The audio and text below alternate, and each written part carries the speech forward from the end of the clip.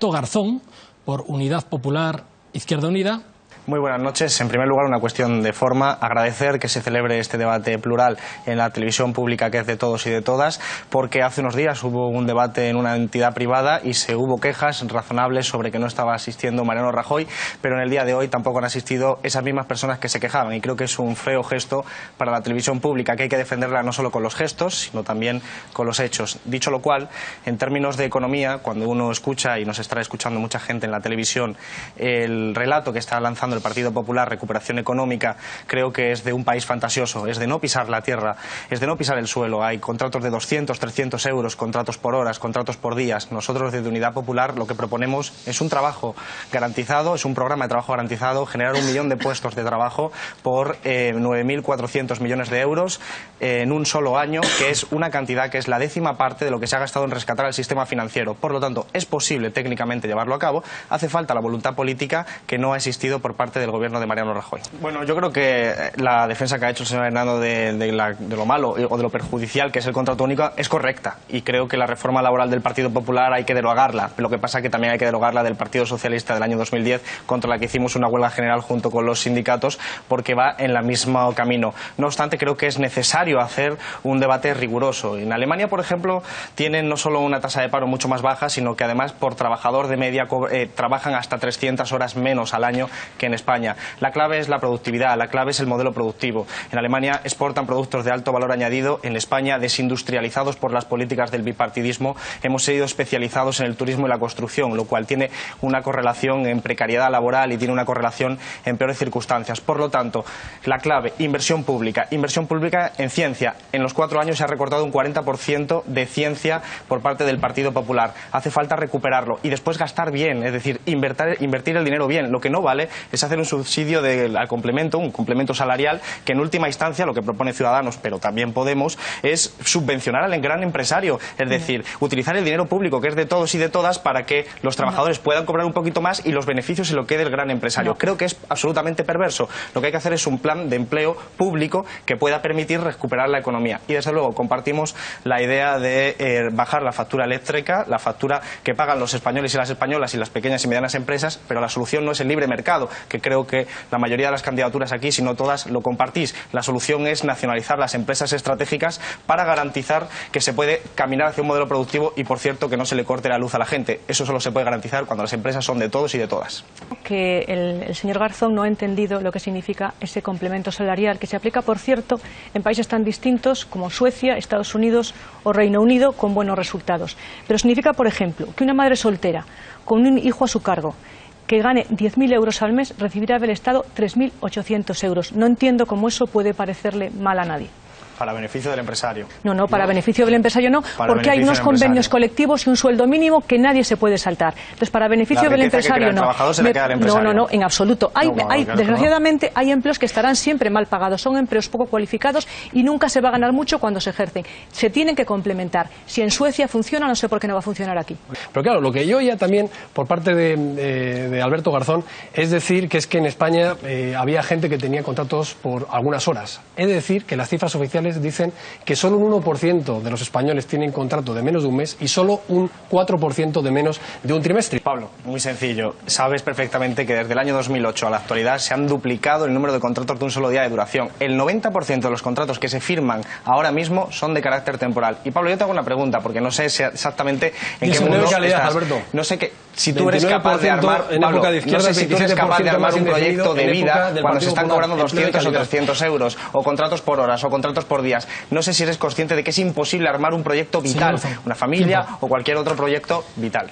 Sí, en nuestro país está siendo ahora mismo compatible los contratos basuras, las pensiones de miseria de 300 euros, con, por ejemplo, que 130 banqueros en este momento estén cobrando más de 2.700 euros al día. Esto es perfectamente compatible como resultado de las políticas del Partido Popular, como resultado de las políticas neoliberales de recortes en la mayor parte de la sociedad, pero de rescates a las autopistas quebradas, aeropuertos sin aviones y a los amiguetes que rodean las estructuras de poder del Partido Popular. Y eso está produciendo profundas regresiones sociales, profundos pasos hacia atrás, reacción en la sociedad. Por ejemplo, en la educación ahora mismo hay una situación en la que es imposible para los hijos de las clases trabajadoras, para los hijos de las clases populares, acceder a posgrados, porque son de tal tamaño, de tal enorme sus precios, que es imposible acceder, o la sanidad, en la que han quedado excluidos, como hemos visto dramáticamente, incluso los inmigrantes. Nosotros proponemos que, como en 11 países de ahora mismo de Europa las matrículas universitarias son gratuitas y son países más pobres que España, aquí se puede hacer. Falta voluntad política. Sí, la violencia machista es machista y porque evidentemente se inscribe en un sistema que es el patriarcado, en el que hay una opresión del hombre hacia la mujer de forma que no es solo física, sino que hay otro tipo de violencia que es sexual, como el acoso, es psicológica, incluso está inscrita en el propio lenguaje. Hablando de educación, uno tiene que alarmarse cuando ve, por ejemplo, que 1 de cada 3 chavales y chavalas reconoce o le parece bien que se pueda controlar las conversaciones telefónicas o las conversaciones en el móvil de su pareja. Ese tipo de cuestiones está inscrita dentro de un elemento cultural, que es el patriarcado, y por lo tanto tenemos que hacer un proceso que reconozca, para empezar, que hay una opresión de la mujer por parte del hombre, y si no partimos de ahí, entonces evidentemente no se estará de acuerdo con la discriminación positiva, pero yo sí estoy de acuerdo con la discriminación positiva porque partimos de una desigualdad que se produce a todos los niveles, y hay que elaborar una cultura de la sostenibilidad de la vida, una cultura feminista, una cultura de la sostenibilidad del propio planeta, por cierto, ecológica, desde chiquititos. Esa desigualdad se da también en todos los aspectos de la vida, se da también en las pensiones, esa pensión de la que estamos hablando. Las pensiones son un derecho, pero son un derecho para los hombres y para las mujeres, y las mujeres en este país no solo cobran menos que los hombres por el mismo trabajo, sino que también están cobrando menos en las pensiones y están soportando la carga de la crisis, porque es verdad que las mujeres han conseguido salir a la calle porque lo han luchado, porque lo han combatido, pero los hombres no han terminado de entrar en la casa para repartirse el trabajo de cuidados, que es algo que hay que repartirse en nuestra sociedad. ¿Cuántas mujeres estamos aquí hoy estando en una prueba de Un esto? ejemplo, ese es un ejemplo. O candidatos a la presidencia, candidatas a la presidencia. El directo. Señor Garzón, empieza así. Brevemente, por el tiempo que queda, yo creo que las pensiones son un derecho y tenemos que recordarlo. Por lo tanto, han de financiarse igual que se financia la sanidad y la educación. Es decir, que si hace falta con impuestos extraídos desde luego de un sistema fiscal progresivo, que pagan más los que más tienen. Me ha parecido escuchar aquí sobre propuestas de vivienda alguna cosa interesante, porque nosotros creemos que la vivienda hay que garantizarla como un derecho humano, y que por lo tanto lo que hay que hacer es, desde luego, no pedir por favor a los bancos que no desahucien, no poner un código ético, sino directamente garantizar que ningún ciudadano es desahuciado, ninguna ciudadana es desahuciada, y que hay que garantizar que se puedan expropiar las viviendas para garantizar un derecho humano como es el de la vivienda. Unidad Popular. Sí, hace 4 años estuvimos miles de españoles y de españolas ocupando las plazas en el 15M, exigiendo un nuevo proceso, un nuevo país, una nueva forma de hacer política y economía. Decíamos que no queríamos ser mercancías en manos de políticos y banqueros, queríamos una nueva forma de hacer las cosas, queríamos erradicar la corrupción. Hablábamos no de una reforma concreta de maquillaje, hablábamos de una nueva constitución, hablábamos de nuevas reformas que cambiaran el fondo para luchar contra esa corrupción que muchos habíamos luchado ya anteriormente desde nuestras formaciones, en mi caso Izquierda Unida. Destapamos también la Gürtel en el año 2003, nos presentamos y fuimos la querella contra el Partido Popular y contra Bárcenas. El abogado, de hecho, es candidato de Unidad Popular por Madrid, el abogado contra el caso Bárcenas. Luchamos contra todo eso porque sabemos que no vale una reforma de cosmética, hay que blindar los derechos en la Constitución, y eso hay que hacerlo entre todos y todas, pero eso solo se puede hacer abriendo el debate a través de un proceso constituyente. Una reforma cosmética solo será el debate entre las élites de los partidos. Queremos recoger el espíritu del 15M que muchos defendimos, que es que el debate baje a la calle, desde los barrios hacia arriba y no desde arriba hacia arriba. Sí, estoy oyendo hablar de corrupción como si fuera un elemento solo propio de la maldad del representante político, del representante público. Nosotros hemos presentado más de 45 medidas concretas contra la corrupción, pero entendiendo que la corrupción no es solo de aquel que coge el sobre, sino también de aquel que da el sobre, es decir, las grandes empresas que a veces financian de forma ilegal a los partidos políticos a cambio, naturalmente, de favores, o ese poder privado salvaje que es el que realmente está gobernando en nuestro país, porque en última instancia el verdadero problema democrático de nuestro país es que mandan quienes no se presentan a las elecciones. Si en estos 4 últimos años hubiéramos sustituido a Mariano Rajoy por un gran empresario como Florentino Pérez, por ejemplo, nos hubiéramos ahorrado el intermediario. Es un problema estructural y es un problema que tiene que ver con la composición de un sistema económico que diferencia entre la administración pública y un poder salvaje que es el que decide por nosotros y nosotras y al que no tenemos acceso. Sí, nosotros queremos construir un nuevo país y entre todos y entre todas estamos convencidos de que se puede hacer.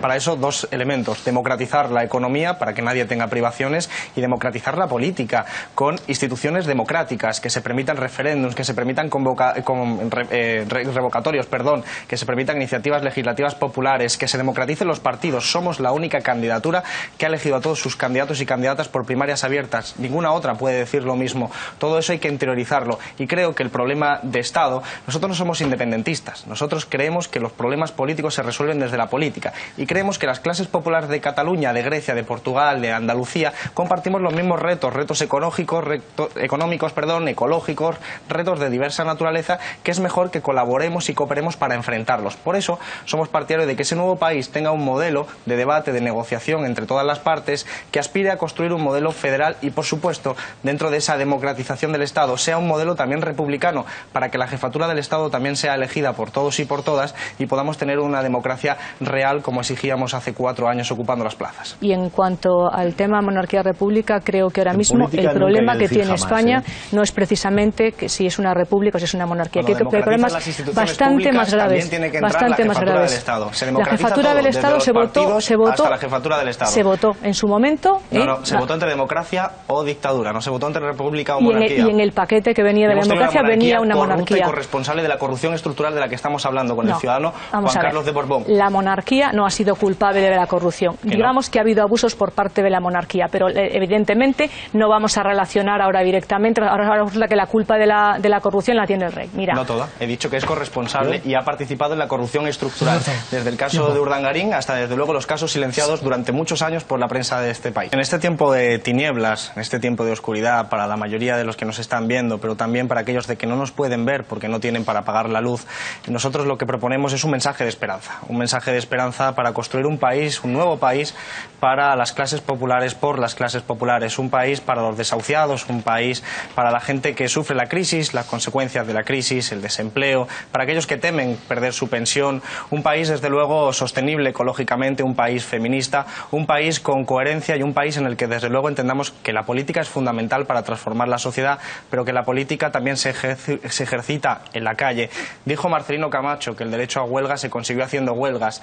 No se pide permiso a los poderosos, se les arranca desde la lucha social, la lucha en la calle, de las huelgas, las manifestaciones, en las votaciones. Nosotros creemos que hay que defender los derechos conquistados por nuestros padres, madres, abuelos y abuelas para que no caigan en vano esa lucha. Desde luego, ese es el nuevo país que queremos construir.